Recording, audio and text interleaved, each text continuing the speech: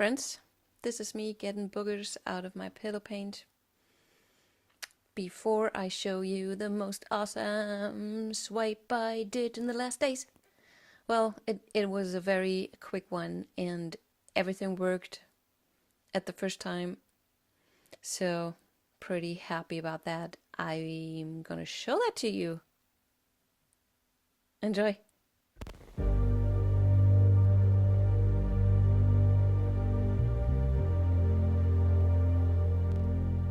Okay, this is my canvas.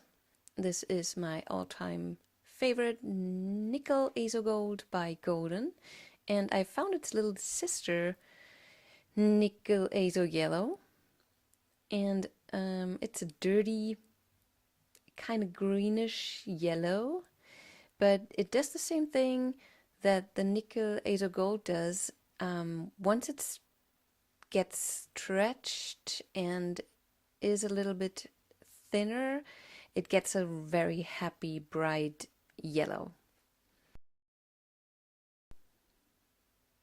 And there it is. You see it's mustardy, a little bit greener than mustard, a little bit more intense too. Well, I guess it depends on the mustard you're getting. So I just try to cover a lot of my pillow because I will cover that up with the very nice blue.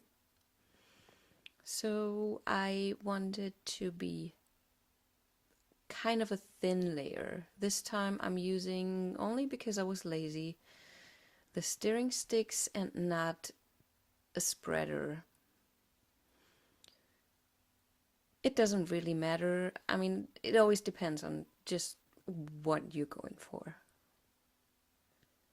And I just wanted to do a quick painting. And I did. So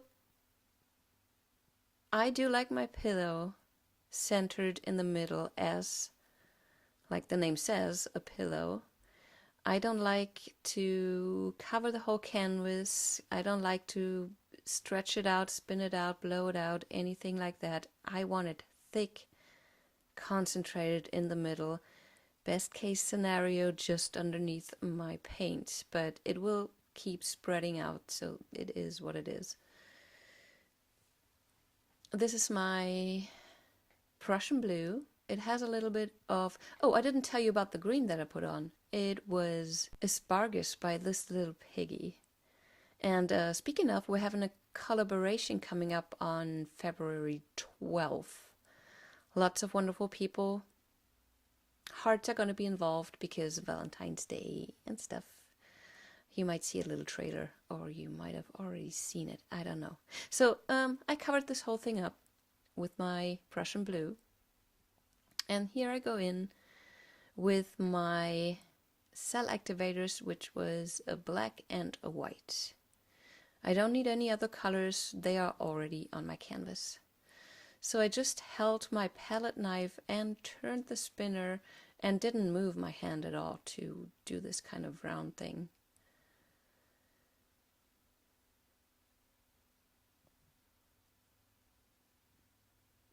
So with this idea, the stretching out is fairly important.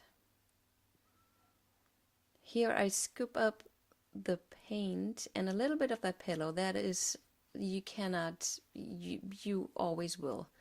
But this is an advantage actually, because with the pillow underneath, you can see that yellow so much better.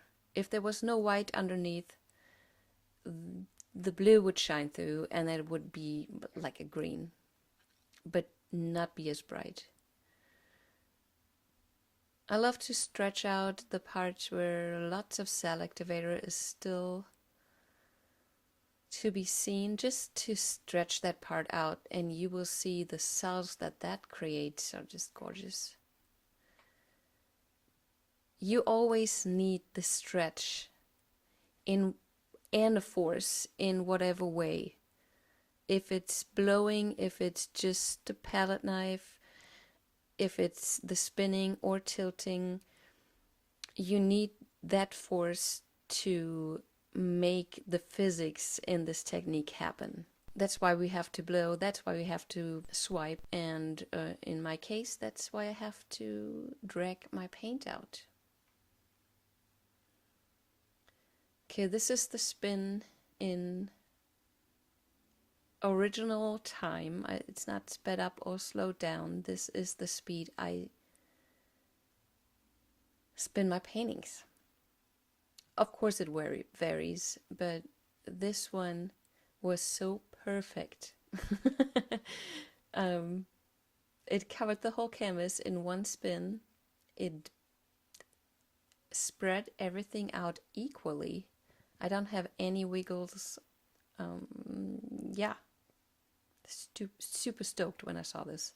But I still have to get paint off. So the amount of pillow paint is a very crucial thing, but you actually never know when you want to stop to spin and tilt. That always depends on your composition you put on top. So sometimes you get lucky and you hit the amount just right, but to be honest, you usually don't. I usually don't. It's either not enough or it's way too much. So the worst thing for me is having way too much. If it's a little bit too much, it's okay. You can usually live with it, still save the stuff that you like, maybe have to sacrifice some things. But the beauty of that stretching, to me, this technique actually was made up for stretching. So the intention was to stretch your cells out. That was a whole part of it. This is the whole reason why we have the pillow paint. You have cells when you just swipe the cell activator over a different color without the pillow paint. But the stretching, the pillow paint makes those big cells, makes those gradients, makes those lacings and the blending of the colors. And I know that especially when you're used to different techniques where the paints are thinner and move faster, it's hard at first to see that actually paint is moving, but there is always paint moving, believe me. And watch it closely, and in the best scenario, don't have anything moving before you let it dry, just to keep your cells the way they are. If you go for wiggly, shrunken cells, go for it, please. Not my thing though. I tried to show you the bling. Well, the only bling actually in this was the asparagus, our green. I love this piece. I love how quick it went, how little I had to fiddle, because little fiddling is better. Love the colors. Don't love my last scoop and drag I did. It's kind of a fin.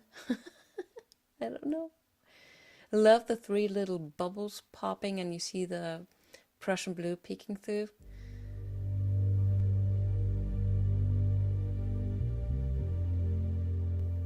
Guys, February 12th, Fluidart collaboration, beautiful people. Seattle, learn with me, take a private lesson.